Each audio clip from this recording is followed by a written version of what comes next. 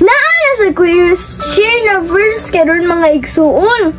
Ug akong i-share na verse karon mga igsuon kay Psalms 121:2 ang nagaingon dira. My help comes from the Lord, the maker of heaven and earth. Ang pasabutan ng mga igsuon kay akong panabang gikan sa Ginoo na nagbuhat sa langit ug sa yuta. So gidasig ta niining kabuntagon adto ta mo salig sa Ginoo mga igsuon. Kay sigurado man iyang panabang. Diyos man siya di man tao. So adto ta niya modagan. Kay di ta niya pasagdan. Usahay kita masakitan. Kay sa tao man ta nangayo og tabang. Imbis sa Ginoo. Mung adto ra jud ta salig sa Ginoo mga igsuon. Dili sa isig ka tao nimo.